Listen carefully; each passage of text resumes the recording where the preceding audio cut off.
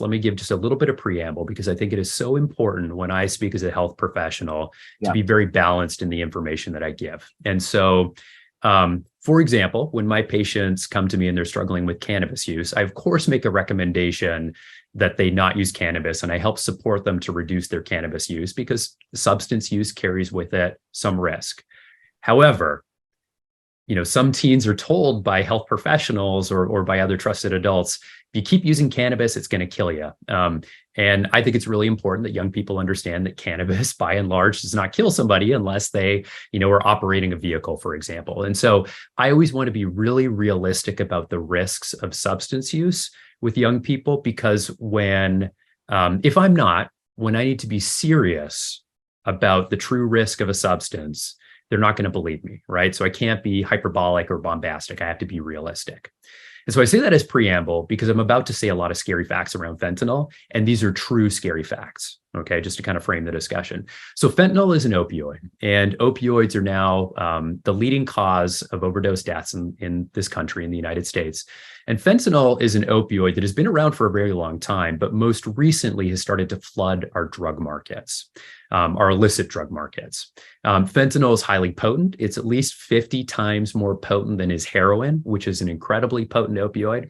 And because it's so potent, when somebody uses fentanyl, their breathing shuts down pretty quickly. That causes them to become pale, get blue, their heart can stop, and ultimately they reduce their blood flow and oxygen delivery to the brain. And that's how somebody dies of a fentanyl overdose. And it happens within minutes. As you mentioned, fentanyl does have medical uses. So fentanyl is a medication that's been around for a long time. In fact, it's commonly used as part of anesthesia when somebody goes under for surgery. It's a great pain relieving medication. And so it can be very carefully administered and prescribed by a doctor. But the fentanyl that we're seeing right now that's flooded our drug markets is not prescribed by a doctor. It's illicitly manufactured, often overseas, either in China or Mexico, and then imported into the US. Because it's so potent, it's really inexpensive for drug dealers to bring into the US. And the reason that overdose deaths seem to be rising so quickly in young people right now is that a common place that fentanyl is ending up is in counterfeit pills. So there are pills that are being sold right now and often sold on social media through TikTok, Instagram, Snapchat, or just being passed around among friends that are made to look like real tablets. They're made to look like oxycodone or OxyContin or Xanax, medications that are pain relievers or anxiety relieving medications, but they're actually illicitly manufactured. They're fake, and what they contain is fentanyl. And the reason that they contain it is that fentanyl is a sedative and pain relieving medication. And so if you're looking for anxiety relief or you're looking for pain relief, it'll provide that. But it's done in such a way that it's got this, sort of high potent opioid in it that can kill you.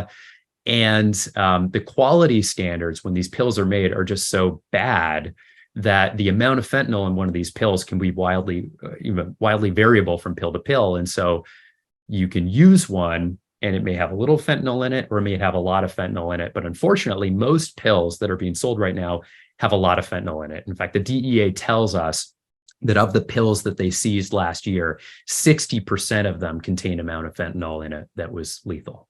So when it comes to any pills that anyone wants to take to experiment, I am like hard and fast. I'm like, don't do pills. Pills can kill. Like, do not take pills.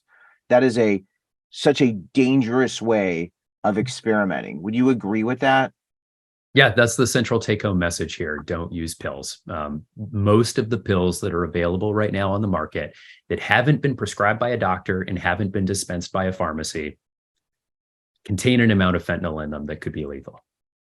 Right. So for people who are listening to this and they're like, oh, Harlan, you're overreacting. Scott, you're overreacting. Is this an overreaction? Not an overreaction at all.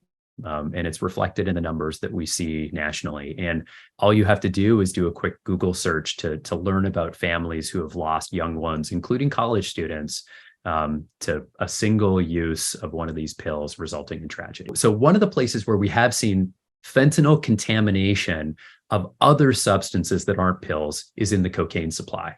And so again, if you do sort of a news search or a Google search, you'll see that there have been a number of reports of people who thought that they were using cocaine, and they were using cocaine, but that cocaine was contaminated with fentanyl. And what happens is that probably cocaine in some settings is being prepared on the same countertops in the same spaces as fentanyl is being prepared in the illicit drug market. And you just get enough cross-contamination. So somebody who thinks that they're using cocaine inadvertently gets exposed to a small amount of fentanyl.